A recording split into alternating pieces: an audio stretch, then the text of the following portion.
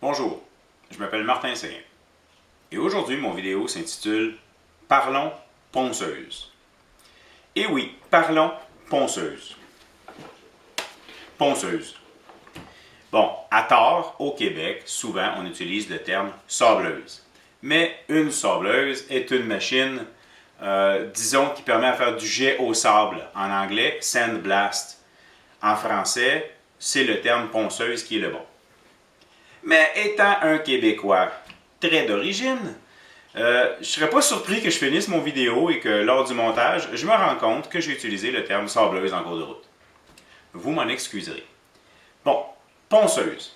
Je vais vous parler des ponceuses à main électriques que j'utilise dans mon atelier. Bon, je spécifie électrique parce qu'il en existe à l'air. Et j'en ai personnellement jamais utilisé. Par contre, les seuls commentaires que j'en ai entendus, c'est que c'est extrêmement efficace.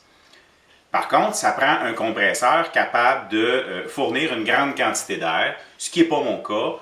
Et disons que je préfère y aller avec l'électricité. Pour moi, c'est plus pratique. Les sableuses à main sont probablement ce qu'on utilise le plus dans nos ateliers. Naturellement, aujourd'hui, je le spécifie maintenant. J'aurais peut-être dû le faire au début, mais bon, je ne suis qu'un humain. Je vous parle des sableuses reliées à l'ébénisterie. La sableuse la plus utilisée, selon moi, celle que je trouve le plus pratique, est la sableuse orbitale. Très facile d'utilisation, ça tient avec des velcro. Plusieurs types de papier sablé qui peuvent être utilisés. Ça a déjà un genre de filtre intégré pour la poussière, c'est très peu poussiéreux. Et même mieux que ça, quand on enlève le filtre, moi ici je branche mon aspirateur d'atelier directement dedans. On le voit dans certaines de mes vidéos. Et il y a à peu près zéro poussière. Malgré ça, on doit quand même utiliser un masque. On ne sait jamais. Il peut quand même y en avoir qu'on ne voit pas. Je n'ai pas des yeux bioniques. Donc, j'utilise aussi un masque pendant que je fais mon ponçage. Comme je dis, cette sableuse-là, si vous n'avez qu'une sableuse à vous acheter, ça devrait être la sableuse orbitale. Il y en existe dans le 5 pouces, dans le 6 pouces, à air aussi. Personnellement, j'ai une 5, j'aime bien. Ça me permet d'aller bien quand même, pas pire dans les coins. Une 6 me bloquerait un peu. Par contre, la 6 pouces me permettrait de sabler plus vite. Mais étant donné que dans les genres de projets que je fais, je passe pas ma vie à sabler. Là, fait que ça va assez rapidement. Ma 5 pouces, pour moi, c'est vraiment correct. Petite option que j'ai sur celle-ci, c'est vitesse ajustable. C'est pratique. Dans certains cas, j'ai réduit la vitesse. Sinon, je suis pratiquement toujours à son maximum. Si vous pouvez vous permettre uniquement une sableuse, ou du moins la première que vous allez acheter, ça devrait être une orbitale. La sableuse suivante, c'est pour faire les coins que l'orbitale ne peut pas faire. Donc, une petite sableuse oscillante comme celle-ci fait très bien la job. Moi, dans mon cas, c'est mon outil oscillant. Je joins l'utile à l'agréable, un outil oscillant très pratique pour plein de travaux, mais ça peut devenir des sableuses. Et la première fois que je l'ai essayé, je me suis rendu compte qu'elle allait beaucoup mieux que la petite sableuse que j'avais de ce format-là. Donc, je l'ai adoptée. Elle aussi fonctionne avec un velcro. Très pratique, plusieurs grains de papier disponibles un peu partout. Là. Et on peut les avoir à électrique ou à batterie, selon ce qu'on décide d'acheter. Le prix, va dire un oscillant comme ça, va débuter souvent dans les 50-60 $. Et ça fait très bien la job. Donc, si vous avez juste deux sableuses que vous pouvez vous permettre, avec ces deux-là, vous faites à peu près tout. Je vais vous parler maintenant des autres sableuses. J'en ai plusieurs. Je ne peux pas vous les recommander, je ne peux pas vous dire que vous en avez besoin. Ça dépend de ce que vous faites et de comment vous aimez travailler. Ce que je vais plutôt faire, c'est vous expliquer qu'est-ce que moi je fais avec. Ainsi, vous pourrez savoir si c'est le genre de sableuse que vous voulez avoir. Dans les sableuses électriques portatives, très semblables à la toute petite, c'est ceux qu'on appelle les mouses, les souris. C'est la même chose, c'est pointu, ça va dans les raccoins. C'est juste une plus grande surface, contrairement à l'autre. Très pratique. Encore là, je ne me sers pas de ça sur tous mes projets. Ici, c'est une 1/3 de feuille.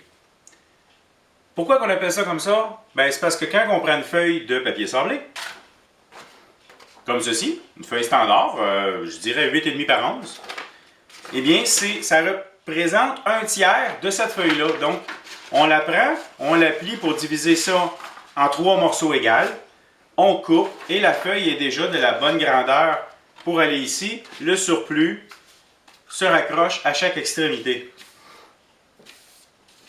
Cette sableuse-là, comme que je dis, c'est ma première que j'ai achetée. Bon, c'est une erreur, j'aurais dû acheter une orbitale. La raison, c'est que mon père était peintre automobile. Et de mémoire, je pense qu'il y avait peut-être 2 sableuses seulement dans son garage. Et c'était ça qu'il utilisait tout le temps pour sabler les autos. Fait que moi, quand j'ai commencé, puis j'ai acheté ça avant de travailler le bois, ben, j'étais sous l'impression que c'était la sableuse à avoir. Et je l'ai acheté. Honnêtement, sur mes meubles aujourd'hui, je me sers à peu près jamais de ça. Je suis toujours sur l'orbital. La dernière fois qu'elle a été utile, ça a été pour enlever une couche de peinture sur ma galerie extérieure. Dans la même ordre d'idée, j'ai celle-ci qui est une 1/4 de feuille. Pourquoi 1/4? Ben, parce qu'on plie en deux et on replie en deux, 4 carrés. Et c'est ce qui se fixe ici. En passant, je ne peux pas dire pour la 1/3, mais pour la 1/4, ça se vend déjà de la bonne grandeur aussi en passant. On n'est pas obligé de la couper. La 1/4, je la trouverais peut-être même plus pratique que la 1/3. Pourquoi? Ben, parce que pour certains projets, au lieu d'utiliser la tout petite, pour aller dans les coins, celle-là va fonctionner.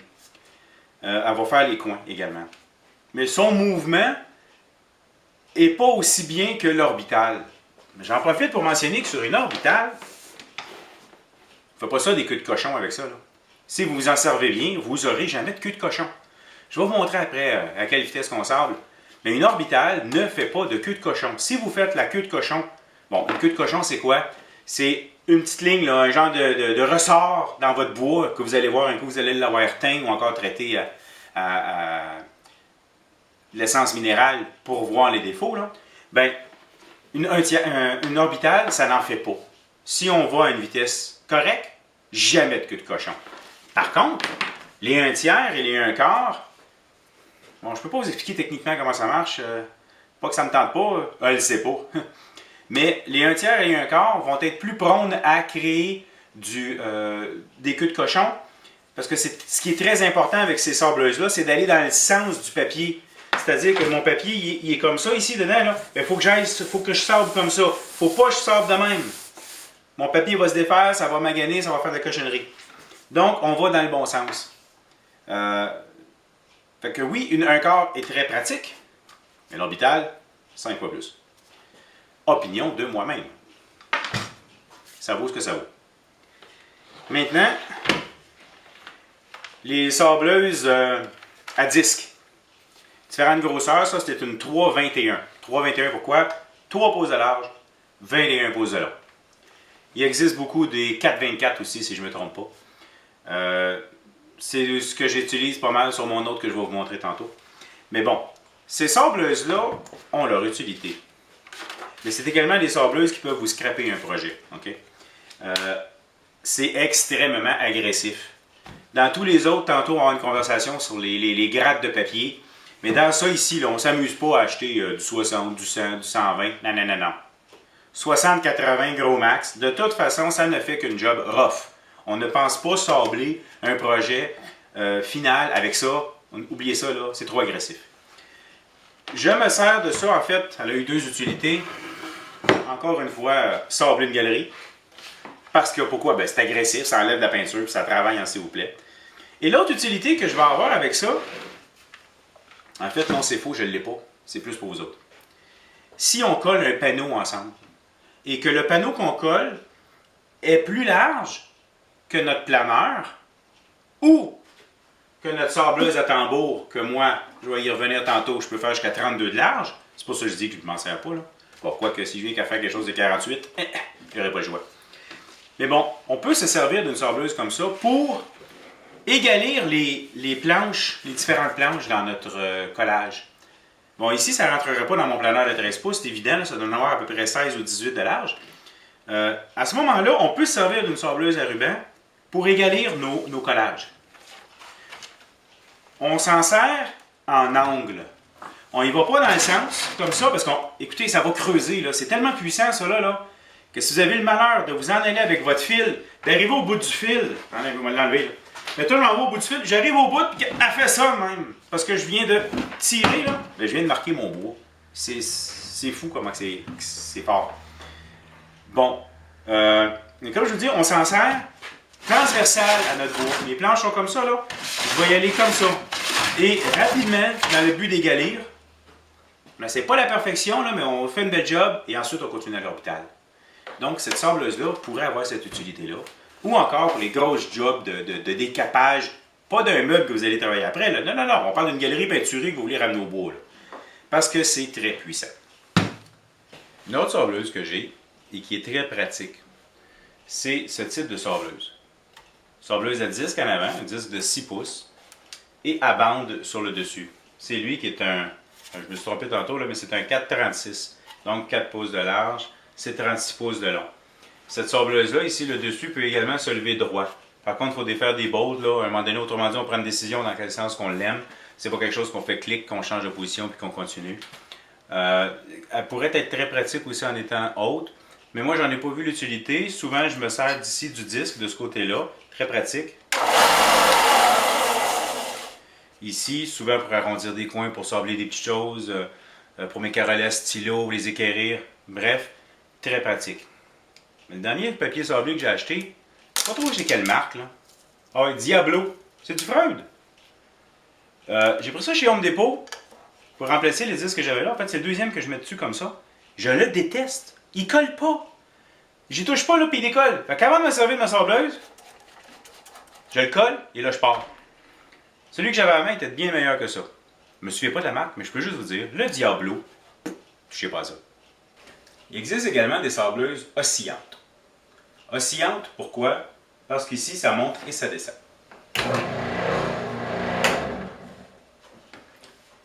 Cette petite oscillation-là a une grosse influence sur le brûlage de votre bois. Quand vous allez sabler, faire une forme, ça va être un meilleur sablage avec moins de brûlage au même endroit. Vous usez mieux votre disque. Dans le cas de cette sableuse-là, j'ai plusieurs grandeurs de disques selon le besoin que j'ai à remplir. La raison que j'ai choisi cette machine-là, c'est que pour 200 $, j'avais à peu près moins de 50 $ de plus qu'une oscillante qui est juste oscillante. Pour 200 $, j'en avais une qui était oscillante et sableuse de champ. Ici, je suis capable de sabler, bon ça s'enlève là, je peux sabler les côtés de planche, ce qui est très pratique. Et encore là, elle oscille en même temps.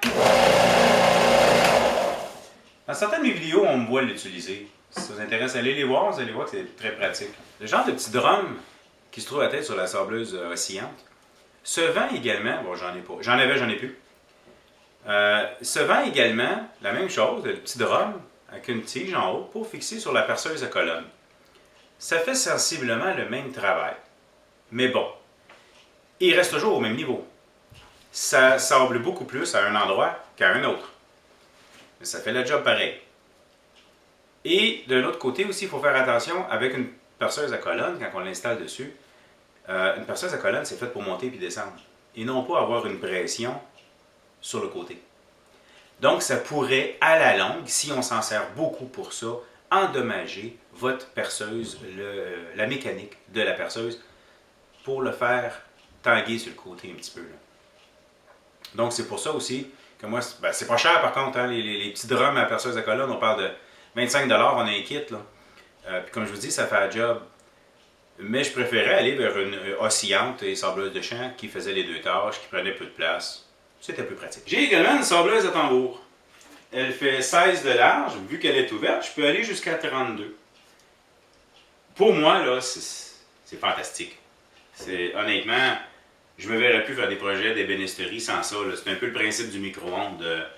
Tant qu'on ne l'a pas, on peut s'en passer, mais à partir du moment qu'on l'a, on ne veut plus s'en passer. C'est un gros drum qui est à l'intérieur. Je peux passer plusieurs types de papier dedans. C'est au velcro, ça travaille bien. Très bonne aspiration de poussière. Excellent là, pour tous les bois durs, aucun problème. Par contre, on ne passe pas un morceau de plaqué. Les plaqués sont tellement minces que vous avez de fortes chances qu'en une seule passe, il n'y ait plus de plaqué. Ça travaille un peu dans le principe d'un planeur. Ça en enlève moins épais et ça sable. Également, tous les résineux, comme du pain, c'est pas une bonne idée. Ça gomme. L'ancien propriétaire l'avait fait, là, je ne sais pas si ça apparaît sa caméra. Il y a beaucoup de gomme dans le pain, hein, puis c'est pourri. Honnêtement, là, on ne passe pas de pain là-dedans. Malheureusement. Tous mes projets passent par ici avant que je les assemble. Par contre, peu importe le grain de papier que je vais utiliser, ça va ligner mon bois. Ça se passe dans le sens du grain. Hein? Et on fait comme des petites lignes dedans, parce que ça se trouve toujours à sabler au même endroit. Moindrement qu'il y a un petit quelque chose sur le papier, ça paraît. Donc, quand le projet sort d'ici, on n'a pas le choix, on repasse à l'orbital. Normalement, je vais passer ici au 100, 120, et je vais passer à l'orbital au 150, puis là, les petites lignes ne paraissent plus. J'ai également une sableuse de type ballon. C'est une sableuse dans laquelle on injecte de l'air à la pression voulue, et ensuite, on peut s'en servir. Ça nous prend un mécanisme pour le faire tourner. Donc, ça peut se mettre... En fait, je parlais tantôt les petits drums, les petits tambours pour la perceuse à colonne. Eh bien, c'en est un, mais de gros format gonflable. Ceux que je vous parlais sont plus petits, durs. Bon, mais vu qu'il est gonflable, on gère la pression qu'on veut dessus. Je peux le mettre à la perceuse à colonne. Mais moi, ce que je fais, c'est que je l'installe sur mon tour. Avec un mandrin Jacob. Et ici, je peux m'en servir. J'ai fait une vidéo à son sujet juste pour lui. Juste à le retrouver dans le passé. C'est pratique, mais pas mal moins que je pensais. Ça doit faire bientôt 1 an que je l'ai et honnêtement, je m'en suis servi juste une fois.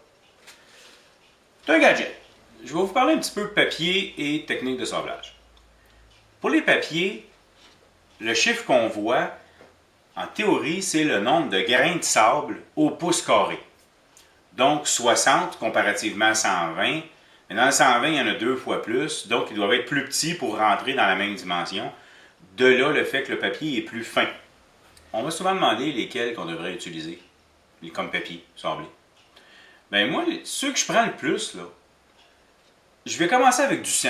La plupart de mes projets, là, bon, ils ont été des gauchis, planés, travaillés, whatever. Mais je vais sabler avec du sang. Dans la plupart des bois.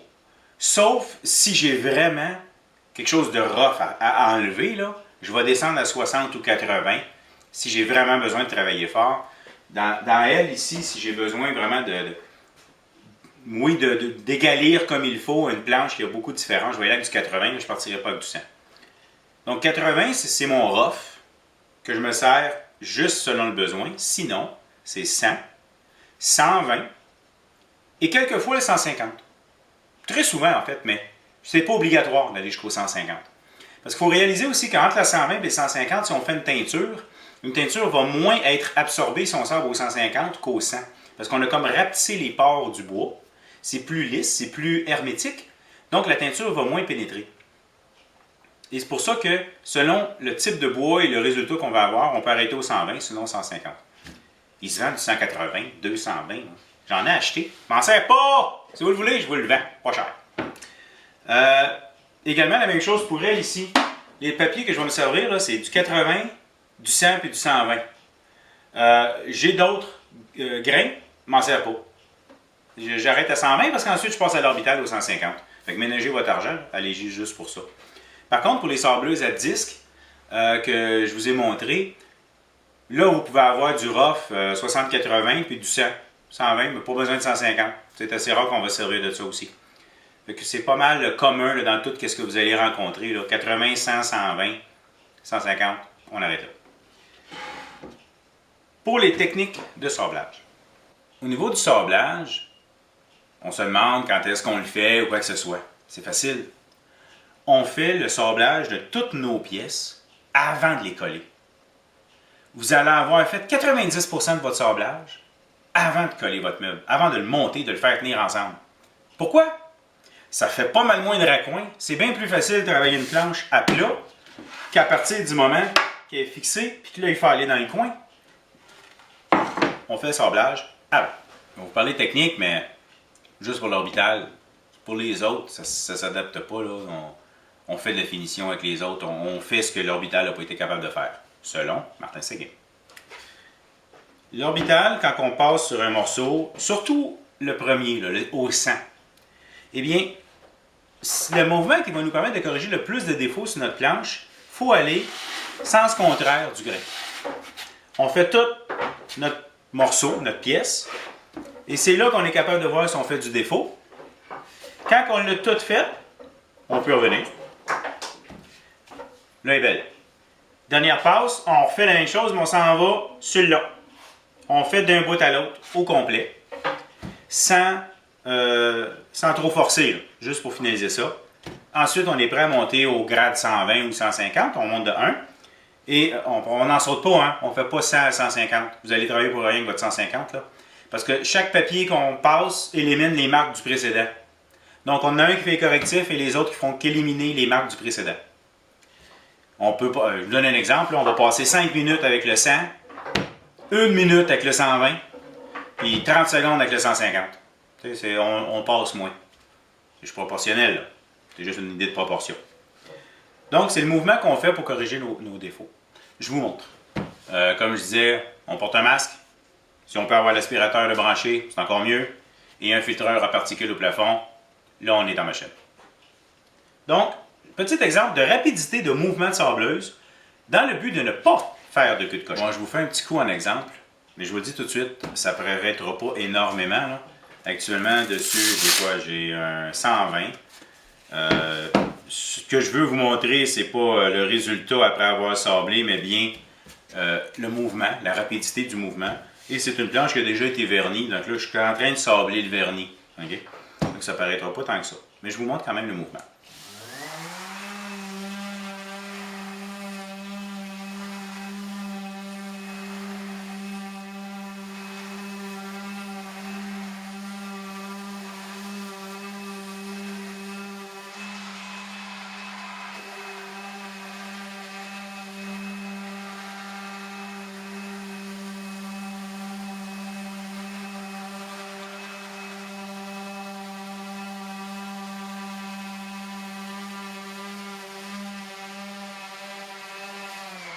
Vous avez compris le principe. À cette vitesse-là, on ne fait pas de queue de cochon. Autre chose, bon, ma planche est maganée, c'est vraiment un restant. Là. On ne commence pas à sabler comme ça. Là. On ne lève pas. C'est vrai, ça va marcher, c'est sûr que ça va marcher. Là. Votre morceau, il va partir. Mais vous allez faire un petit lac, un petit ballon en plein milieu de votre planche. Puis je pense pas que ce soit ça que vous vouliez. Donc, on y va, on y met une certaine pression et on le travaille. On met pas beaucoup de pression, par exemple. Si vous en mettez beaucoup, là, il arrête de tourner en dessous. Ça, c'est un indice. Il va encore vibrer, mais il ne tournera plus en même temps. Parce que regardez le mouvement, là. Bon, quand il n'y a rien dessus, quand il n'y a pas de pression, il tourne vite. Là. Mais ce qu'il faut, c'est que ça bouge. Si vous voyez que vous mettez de la pression et qu'il arrête de bouger, ben, vous en mettez trop. Mettez-en moins, tout simplement. Vous avez vu maintenant la technique pour sabler sans faire de queue de cochon avec une sableuse orbitale. Si vous allez plus vite, là, ben là, vous allez en faire de la queue de cochon. Mais c'est pas la sableuse orbitale qui fait la queue de cochon. Technique, simplement technique. Et bien voilà. Je viens de finir mon vidéo, là ça me repasse dans la tête. Là. Je l'étudie souvent, sableuse, depuis le début. En fait, je me demande même s'il y a une fois que j'ai dit ponceuse. C'était Parlons ponceuse. Merci.